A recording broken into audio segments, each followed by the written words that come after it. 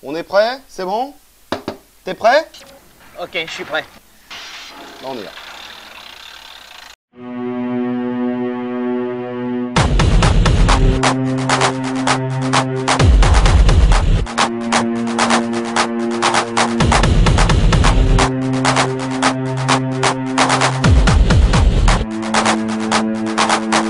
Oh, j'y crois pas, ça va nous faire le même coup que pour la première vidéo.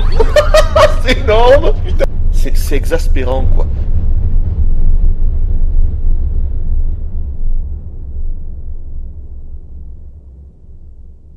Salut tout le monde, aujourd'hui je vais vous présenter deux nouveaux films que j'ai regardés récemment et que je vais vous conseiller vraiment fortement puisque c'est des très bons films, c'est du bien joué comme on dit et c'est des films plutôt sympas.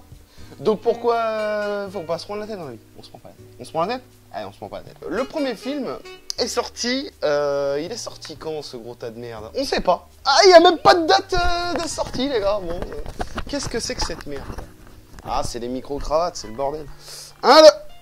Donc ce film est sorti, on sait pas quand. Hein.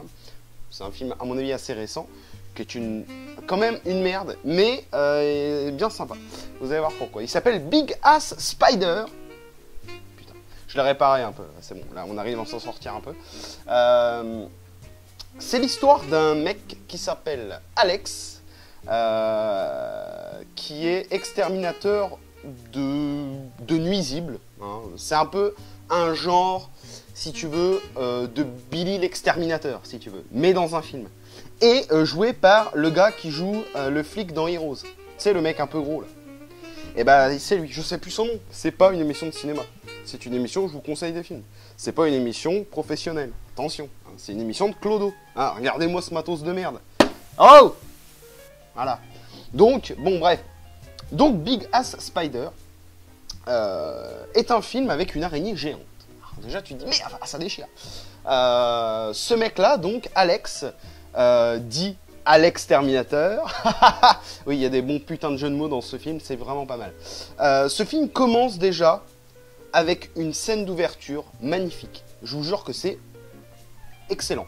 Une scène d'ouverture de malade mental, avec une reprise des Pixies, Where is my mind? Un truc de ouf. Bref, une scène d'ouverture assez dingue, qui apparemment, après m'être renseigné à droite à gauche, serait une espèce de petite dédicace à Fight Club. Voilà. Je ne sais pas. On m'a dit que c'était ça. Donc apparemment, il y aurait une scène similaire dans Fight Club. Je ne sais pas. Étant donné que ce film, je l'ai vu qu'une fois et que je considère que c'est un tonneau de merde. Mais allons pas vite en besogne, ce n'est que mon avis. Donc la force de ce film, vous l'aurez compris, c'est l'araignée géante. Big Ass Spider, le gros cul de l'araignée. Ou l'araignée au gros cul. Ouais, excellentissime. De l'humour, des militaires, des blagues dégueulasses, des guns, des destructions de décors, des effets spéciaux dignes des Sims 1, donc tu vois un peu le délire, et des acteurs de merde. Une tuerie.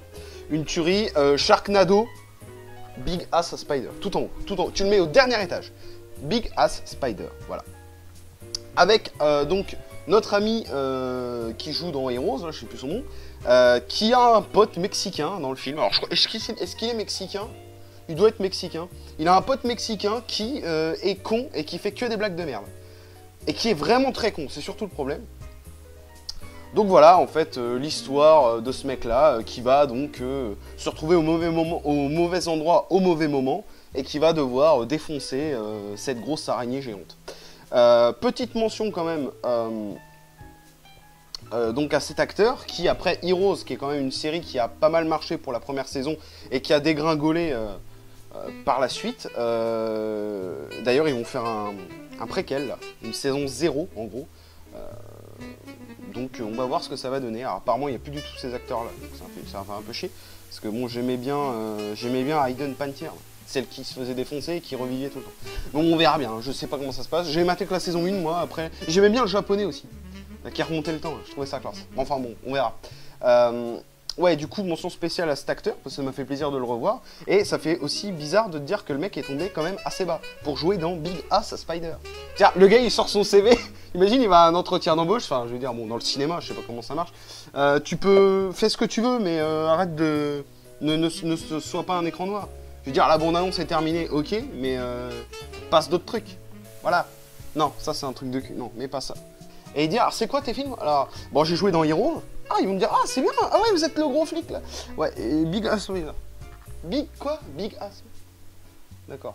Non, bon, on va plutôt prendre le portugais là qui balaye le fond de la salle. Viens, tu vas jouer le rôle du. Non, mais vous êtes une merde. Barrez-vous. Ça va être un peu ça, quoi. Et donc, dans ce film, évidemment, beaucoup de clichés, de scènes ultra cultes et ultra clichés dans tout genre de film. Notamment, j'en ai relevé plusieurs, mais là, je vais vous en dire une pour le délire. Un espèce de travelling sur... comment expliquer ça? En gros, le mec... l'acteur se fait mordre, ou je sais plus exactement comment c'est. Bref, je crois qu'il se fait mordre par une araignée ou un truc comme ça. Et après, donc, on voit des infirmiers qui poussent un brancard avec un corps dans un sac noir en travelling. Et le corps se barre pour laisser apparaître le mec qui est derrière, qui a juste un petit pansement. Voilà. Petit délire où tu te dis, ah merde, il est mort. Ah ben non. Donc ce plan ultra connu. D'ailleurs, plan qui a été fait aussi dans... un plan en fait, c'est le genre de plan en fait qui suggère un truc, mais en fait non. Tu vois le truc? Un peu comme dans Inspector Gadget, le film. Alors je sais plus si c'est dans le 1 ou le 2. Je sais même pas s'il y a un 2 d'ailleurs, mais je crois qu'il y a un 2. Un moment on voit une putain de bagnole. Et on voit Inspector Gadget qui arrive, qui va ouvrir sa bagnole. Et en fait la caméra se déplace et tu te rends compte qu'en fait il ouvre la bagnole qui est derrière et qui est une poubelle en fait. Voilà, donc le plan qui suggère des trucs, mais en fait non. Tu vois un peu le délire? Voilà. Bah, au fur et à mesure de mes épisodes de ciné, va falloir apprendre mon vocabulaire. Tu vois. Donc là, je vous apprends, pour ce deuxième épisode, je vous apprends le plan qui suggère un truc, mais en fait non. Voilà. Et là, vous aurez compris de quel point il s'agit. Bref, pour le deuxième film, nous allons parler de The Pretty One. Merde, vous allez dire, c'est quoi ce film? Alors oui, on change un peu de registre, parce qu'évidemment, les films d'horreur, ça va bien 5 minutes. On a besoin un peu d'émotion, un peu d'amour. Et oui, c'est beau. Et un peu de comédie, mais un peu classe. Tu vois ce que je veux dire? Donc The Pretty One, sorti prochainement, hein, d'après Allociné. Allociné, on sait pas. D'accord. Donc vous êtes vraiment efficace, Allociné. Donc je crois que c'est un film qui est sorti l'année dernière, aux US et au Québec évidemment, parce que c'est doublé en québécois. Enfin moi j'ai chopé une version doublée en québécois, je sais pas comment ça se passe. Et donc peut-être qu'il sortira bientôt au ciné chez nous, je ne sais pas. Bref, The Pretty One avec Zoé Kazan, c'est ça? Ouais. Jake Johnson, Ron Livingstone, bon. Que des gens inconnus au bataillon, en tout cas pour ma part. C'est l'histoire de deux jeunes filles qui sont sœurs jumelles. Il y en a une qui vit encore chez ses parents et qui a un peu une vie pas terrible, un peu de merde. Voilà, elle se fait chier, les gens ils lui crachent un peu à la gueule parce que bon c'est un peu la fille ratée de la famille. Et l'autre par contre qui a un putain de travail, qui a un petit copain, qui a un appart, enfin voilà, qui est passé dans la vie active. Voilà. Et un jour, enfin dès le début en fait finalement, là donc celle qui a la belle vie en gros, va mourir d'un accident de bagnole. Elle était en voiture avec les deux jumelles étaient au volant d'une bagnole et celle qui a une belle vie va crever. Voilà, accident de bagnole. Et à son réveil, l'autre, donc celle qui a une vie de merde, comme en fait, juste avant, c'est chiant à expliquer, juste avant de crever, s'est fait la même coupe de cheveux que sa sœur parce qu'elle veut lui ressembler, tu vois. Et donc du coup, au réveil, ses parents vont croire que c'est la fille qui est bien, celle qui a une belle vie. Et donc ils vont penser avoir perdu la fille qui vivait avec eux, qui était un peu clodo, quoi. Voilà. Et donc, tout le film c'est ça, quiproquo. Donc je sais que c'est un peu le genre de truc qui est un peu relou au cinéma. Les quiproquos, les délires du ah mais en fait tu sais pas trop, tu vois le truc, bon, c'est un peu chiant. Mais dans ce film là, tout le film est tourné autour de ça. Donc en fait on attend juste le moment où tout va péter et tout le monde va se rendre compte qu'elle s'est foutue de leur gueule. Donc voilà, c'est vraiment un film excellent. C'est une comédie parce qu'on se fend bien la gueule. Et c'est aussi un peu dramatique parce qu'évidemment il y a quand même une personne qui est morte, quoi. C'est assez chaud. Donc voilà, et mention spéciale pour l'actrice Zoé Kazan qui joue les deux personnes au début. Donc il y a des plans où vraiment ils sont à côté et tout, et c'est vraiment super bien joué. Elle joue les deux sœurs, donc c'est un truc de ouf. C'est vraiment très très bien réalisé. Voilà, à peu près dans le dédoublement de personnages, on est un peu au niveau des Visiteurs avec Jacouille et Jacquard, tu sais. Voilà, je trouve le plan où il lui jette la serpillière, allez revoir Les Visiteurs, je sais pas si vous l'avez déjà vu, mais j'imagine, allez revoir Les Visiteurs et matez cette scène où t'as Jacouille qui balance la serpillière dégueulasse sur Jacquard. Je trouve ça, bon, tu vois que c'est un peu truqué, mais c'est bien fait. Et bah dans ce film-là, c'est pareil, c'est super bien fait. Voilà, voire beaucoup mieux, évidemment, puisque on est en 2013-2014. Donc voilà, donc il va se passer des choses un peu cheloues dans sa vie. Elle va prendre le taf de sa sœur. Forcément, elle y connaît rien. Elle va retrouver le petit copain de sa sœur qu'elle ne connaît pas. Et du coup, bah, elle va devoir l'embrasser et tout. Mais c'est chaud, tu vois. Tu te dis, bah non, mais j'ai pas envie parce que, enfin, on se connaît pas, tu vois. Donc bref, beaucoup de choses. Elle va apprendre des choses sur sa sœur bah, qu'elle aurait jamais su, tu vois. Et donc, elle va se rendre compte que forcément, sa sœur n'était pas si parfaite que ça. Elle a beaucoup de cadavres dans son placard, comme on dit. Je sais pas si on dit ça. Enfin bon, bref, il se passe vraiment beaucoup de trucs intéressants. Et donc évidemment, voilà, on attend juste le moment où tout va péter et ça va être un peu le bordel. Je transpire évidemment comme d'hab parce qu'il fait 300 degrés, hein, les gars, vous l'aurez remarqué. Donc voilà, tout ça pour vous dire que voilà, The Pretty One, très très bon film, très drôle, émouvant. Donc je vous conseille vraiment, ce film-là. Et évidemment Big Ass Spider aussi. Je vous avais parlé au début. Voilà, donc n'hésitez pas à me... Pour une fois qu'il s'est éteint tout seul, franchement, je t'applaudis. Donc n'hésitez pas à m'envoyer des suggestions de films. Vous avez été nombreux à apprécier le premier épisode. Donc ça me fait super plaisir. Donc je vais pouvoir continuer à vous présenter un peu des films bah, qui sont pas trop connus. Et ces deux-là, je pense que je connais encore personne qui les avait vus. Donc dites-moi si vous les avez vus. Et puis franchement, je vous invite vraiment à les voir. C'est des très bons films. Vous allez passer un bon moment. Et ce n'est pas des films...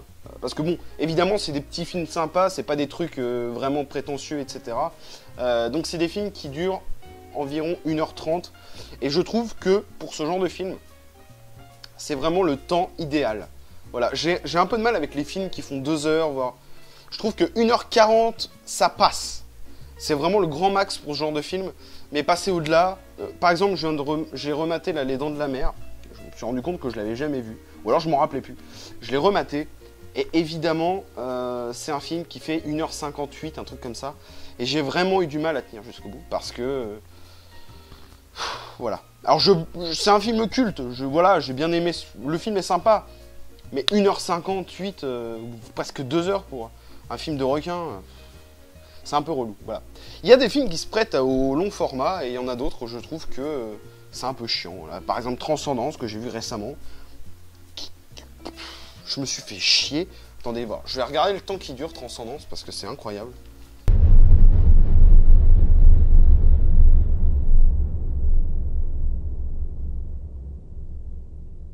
Transcendance, 1h53, quoi.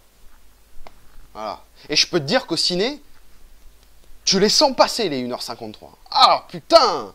Donc voilà, il y a des films comme ça, Transcendance, c'est pas un film qui devait durer 2 heures, quoi. Non! Un film qui dure 1h20, 1h30. En plus, c'est de la merde, donc t'es content de te barrer. Donc voilà. Donc c'est des petits films sympas, sans prétention, avec pas un budget de dingue. Hein. Big Ass Spider, bon, c'est des effets spéciaux faits avec Paint, mais c'est classe. Donc voilà.